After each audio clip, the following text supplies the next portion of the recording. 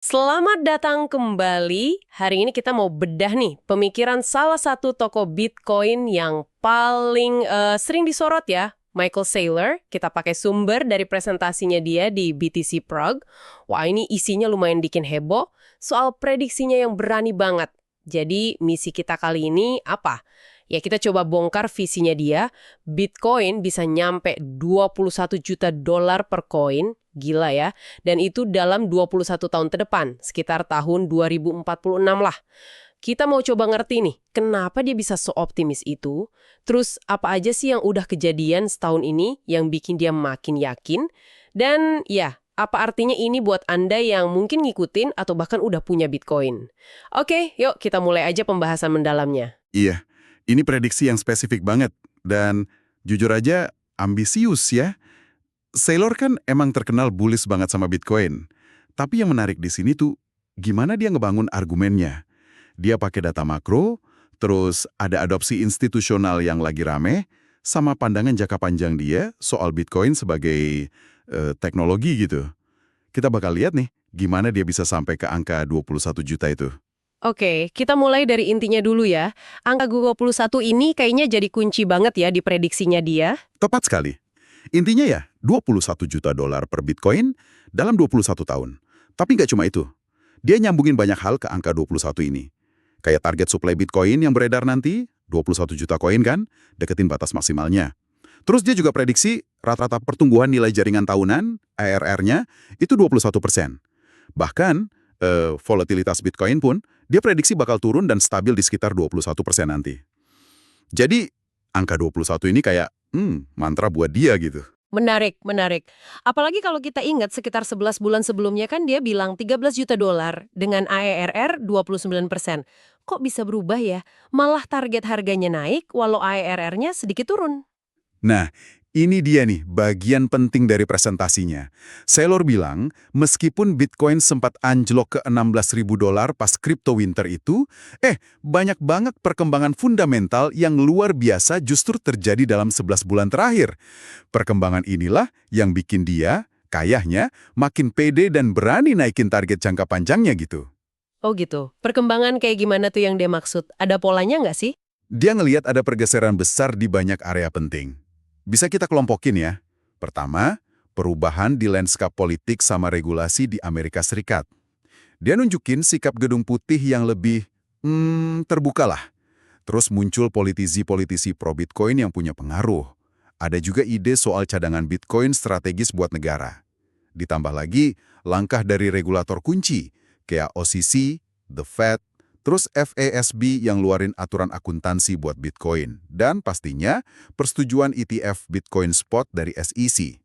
Wah, ini sinyal penerimaan yang kuat banget dibanding setahun lalu. Oke, jadi bukan cuma sentimen politik, tapi aturan mainnya juga mulai lebih jelas ya. Terus gimana sama sektor finansial dan perusahaan-perusahaan gitu? Nah, itu kelompok kedua. Masuknya Bitcoin ke sistem finansial dan diadopsi sama korporasi. Saylor nyebut ada modal gede masuk, sekitar 150 juta dolar katanya, ke produk kayak ETF. ETF ini sekarang nampung kira-kira 1,4 juta Bitcoin. Terus, analis-analis Wall Street udah mulai nih ngasih target harga. Dan rata-rata positif semua. Ini penting, nunjukin Bitcoin udah nggak dianggap aset aneh atau beracun lagi. Barengan sama itu, makin banyak perusahaan publik yang ikutan jejak MicroStrategy-nya dia. Mereka mulai naruh Bitcoin di neraca keuangan. Kayak Trump Media, GameStop, ada juga Metaplanet di Jepang. Udah mulai jadi tren, bukan cuma 1-2 kasus lagi. Artinya dari yang tadinya dianggap pinggiran, sekarang Bitcoin mulai masuk ke jantungnya sistem finansial sama strategi perusahaan ya. Ada lagi nggak yang dianggap penting? Ada. Dia juga lihat dukungan dari investor teknologi gede. Mereka mulai lihat Bitcoin bukan cuma buat spekulasi, tapi kayak inovasi teknologi dasar. Penting kayak listrik atau internet gitu. Terus, ada juga sinyal positif dari pemerintah negara lain di luar AS. Dan juga pengakuan dari dalam industri kripto sendiri kalau Bitcoin itu ya fondasinya. Aset cadangan utama lah buat ekosistem ini. Intinya sih, Ceylon ngeliat ini kayak efek bola salju. Penerimaan di satu tempat, dorong penerimaan di tempat lain, momentumnya jadi makin kuat dan menurut dia udah nggak bisa dihentiin. Oke, kalau ngelihat semua perkembangan positif ini, gimana Saylor nunjukin performa Bitcoin dibanding aset lain? Ada datanya nggak? 100, bahkan emas. Nah, yang lebih penting buat argumen jangka panjangnya, dia nunjukin rata-rata return tahunan atau ARR Bitcoin selama hampir 5 tahun terakhir itu nyampe 56%. Wow, 56% itu gede banget. Implikasinya apa tuh menurut Saylor? Terutama buat perusahaan. Ini salah satu argumen kuncinya ya. Return 56% itu dia bandingin sama yang namanya cost of equity, biaya modal ekuitas. Kasarnya sih return minimal yang diharapkan investor dari perusahaan rata-rata sekitar 13% lah. Logikanya gini, kalau perusahaan bisa dapat modal dengan biaya 13%, misalnya nerbitin saham, terus modal itu diinvestasiin ke aset yang potensi returnnya 56%, ya Bitcoin ini, secara teori kan perusahaan untung dong. Pemegang sahamnya juga ikut untung. Dia nyebutnya akretif. Nah, menurut dia, ini alasan finansial kenapa makin banyak perusahaan berani jadiin Bitcoin aset cadangan mereka. Logikanya menarik ya. Walau tentu asumsinya return segitu bakal terus berlanjut. Nah, terus gimana Saylor lihat posisi Bitcoin sekarang di peta kekayaan global? Dia nyebut ini sebagai titik belok atau inflection point. Jadi, meskipun dia lihat semua tanda Bitcoin bakal menang, dia klaim sekitar 99,8% modal di dunia itu masih belum ngeh atau belum bertindak. Dia ngerasa lagi ada revolusi moneter, cara berpikir soal uang dan ekonomi lagi berubah, dipicu sama transformasi digital dan inovasi finansial. Ngomongin revolusi sama titik belok, ini nyambung ke argumen dia soal kenapa dia yakin banget Bitcoin bakal terus naik ya. Konsep kritikalitas itu. Bisa dijelasin lagi nggak? Bisa. Dia pakai analogi dari fisika nuklir gitu. Reaktor nuklir itu kan bisa mencapai kritikalitas kalau reaksi berantainya udah bisa jalan sendiri, terus-menerus, dan nggak bisa dimatiin gitu aja. Nah, Saylor bilang jaringan Bitcoin udah nyampe titik ini. Udah hidup, jalan sendiri, nggak ada tombol off-nya. Udah nggak tergantung sama siapa-siapa lagi, termasuk penciptanya, Satoshi Nakamoto. Dia nyebutnya api Satoshi, api yang nggak bisa padam. Bitcoin, kata dia, udah jadi selling point global buat uang. Titik temu alamilah yang orang pilih sendiri-sendiri sebagai solusi terbaik. Metaforanya kuat juga ya. Dia juga sempat nyinggung prediksi awal dari Hal Finney kan ya, pionir Bitcoin itu. Bener banget. Buat ngingetin aja kalau ide Bitcoin bisa bernilai tinggi banget itu bukan hal baru. Hal Finney, orang pertama yang nerima transaksi Bitcoin dari Satoshi, itu udah mikir di tahun 2009. Dia udah nebak-nebak harga Bitcoin bisa 10 juta dolar per koin, padahal waktu itu nilainya masih nol. Saylor pakai ini buat nunjukin kalau ya butuh waktu, butuh pasarnya berkembang sampai triliunan dolar. Baru dunia mulai sadar potensinya, padahal udah ada yang bayangin dari dulu. Oke. Argumen soal potensi dan ketidaktahentian Bitcoin versi Saylor cukup jelas. Tapi ada satu hal yang selalu jadi omongan. Volatilitas. Harganya kan naik turun gila-gilaan. Gimana Saylor ngatasin ini? Apalagi dia prediksi volatilitasnya bakal turun ke 21%. Iya, dia ngakuin kok volatilitas Bitcoin sekarang tinggi. Tapi dia prediksi bakal menurun nanti. Seiring pasarnya makin dewasa, makin banyak bank yang terlibat, terus pasar derivatif kayak opsi juga berkembang.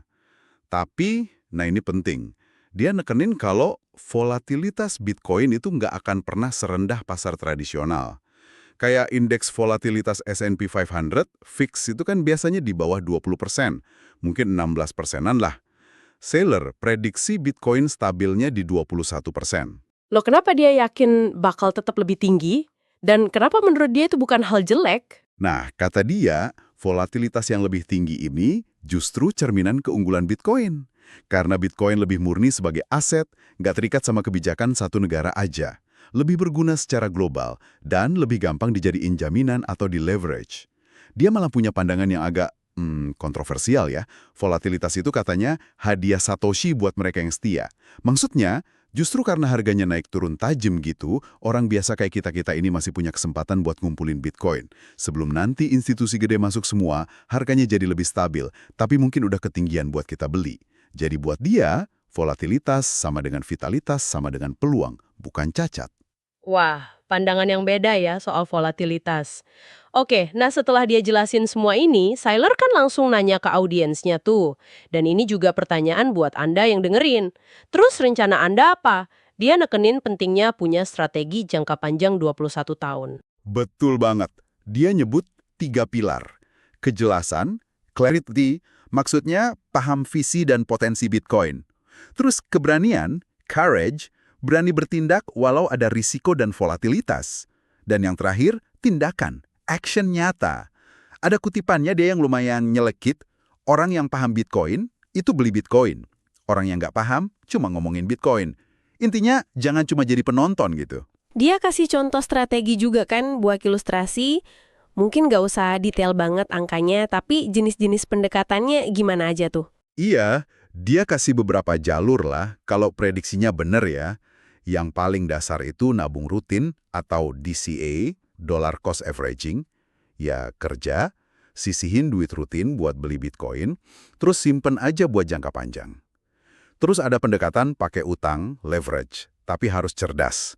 Pinjem modal, idealnya yang jangka panjang, dan bunganya rendah, buat beli Bitcoin lebih banyak di awal. Asumsinya ya nilai Bitcoin naiknya jauh lebih cepat dari bunga utangnya. Tapi ini jelas lebih berisiko.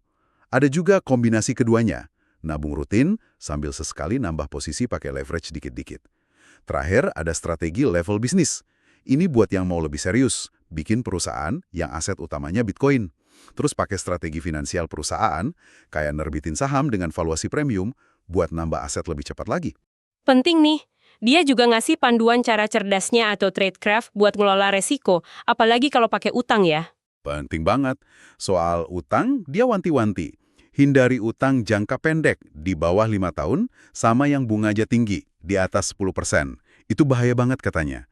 Idealnya, cari utang jangka panjang, 10 tahun lebih, bunganya rendah, di bawah 10%. Kayak KPR bunga rendah gitu. Nah, kalau buat strategi bisnis yang nerbitin saham, dia saranin jangan pernah jual saham di bawah nilai aset bersih, NAV per saham. Targetnya malah jual sebagian kecil saham aja, tapi dengan harga premium yang tinggi banget dibanding NAV. Biar dapat modal, tapi nggak terlalu ngerugin pemegang saham lama. Intinya, leverage itu bisa jadi pedang bermata dua. Harus hati-hati banget ngelolanya. Kayaknya seller juga udah siap nih sama orang yang nyangga atau ragu. Misalnya ada yang bilang, udah telat kali beli Bitcoin sekarang. Dia langsung bantah pakai analogi dasar teknologi. Emang udah telat belajar pakai api, roda, listrik, internet? Kan enggak. Nah, buat dia, Bitcoin itu teknologi moneter. Ngertiin teknologi dasar atau ngelakuin hal yang benar itu nggak pernah ada kata telat. Terus gimana sama tuduhan ini skema Ponzi atau yang ragu, masa sih sebagus ini? Dia malah ngebalikin logika umum di pasar. Kan ada ungkapan tuh, 4 kata paling bahaya itu kali ini berbeda. Biasanya kan itu peringatan biar nggak terlalu optimis ya. Nah, seller malah bilang, buat Bitcoin, emang kali ini beda. Sama bedanya kayak pas minyak bumi ditemuin atau pas teknologi baru ngubah peradaban. Justru karena beda ini makanya potensi Bitcoin gede. Orang yang bilang nggak ada bedanya, ya berarti belum paham intinya, gitu kata dia. Wah, oke. Di akhir presentasinya, dia kayak ngasih pesan-pesan penutup yang kuat gitu ya? Iya, kuat banget. Dia ngutip pepatah dari zaman koboi di Amerika gitu. Pengecut nggak pernah mulai, yang lemah mati di tengah jalan. Maksudnya dalam konteks ini, jangan takut buat mulai kalau emang yakin, tapi juga jangan ambil risiko ngawur yang bikin kamu hancur di tengah jalan. Dia nyemangatin audiens buat aktif ngebantu masa depan finansial mereka sendiri. Dia ulang lagi soal angka 21 itu sebagai kartu kemenangan. Kalau Anda percaya sama visi 21 juta dolar dalam 21 tahun itu, ya Anda harus mainin kartu itu, harus bertindak. Rangkul aja volatilitas sebagai bagian dari prosesnya, fokus ke tujuan jangka panjang, 21 juta dolar 21 tahun, dan cuekin aja noise atau berita-berita negatif jangka pendek yang bikin goyah. Dia juga nyinggung soal potensi buat bangun warisan atau legacy ya. Betul. Dia kasih gambaran angka lagi nih.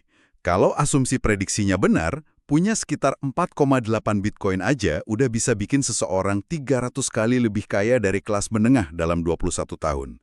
Dan kalau punya 48 Bitcoin, bisa jadi miliarder.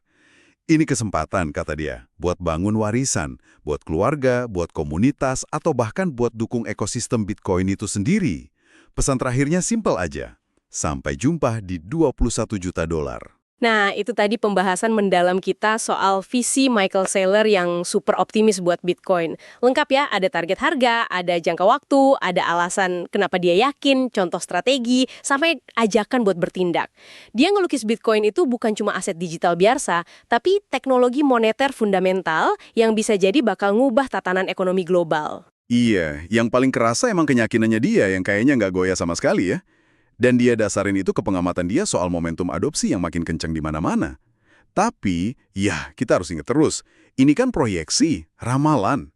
Masa depan masih jauh, masih banyak yang nggak pasti. Macam-macam bisa kejadian. Tapi, cara berpikir Saylor, analisis dia soal tren sekarang, sama strategi yang dia tawarin, itu jelas ngasih perspektif yang berharga lah. Buat siapa aja yang tertarik sama masa depan Bitcoin. Dan ini mungkin bawa kita ke pemikiran terakhir nih, buat Anda renungkan. Saylor kan ngomongin soal ngebangun semacam mesin penghasil uang pribadi gitu ya, yang nyambung ke jaringan Bitcoin, mesin yang dirancang buat ngumpulin kekayaan seiring jaringan itu tumbuh. Nah, terlepas Anda setuju atau enggak sama target 21 jutanya dia, ini munculin pertanyaan yang lebih luas. Kalau Anda nih ngelihat ada peluang besar di depan mata, entah itu Bitcoin atau teknologi lain, atau mungkin bidang usaha yang Anda yakin banget, mesin kayak gimana sih yang bisa Anda rancang dan bangun, yang pastinya sesuai sama sumber daya Anda, toleransi risiko Anda, dan tujuan jangka panjang Anda sendiri. Dan mungkin yang paling penting, apa langkah pertama yang paling realistis yang bisa Anda ambil sekarang buat mulai ngebangun mesin itu? Oke, terima kasih banyak sudah menyimak pembahasan mendalam kita kali ini. Sampai jumpa di kesempatan berikutnya ya.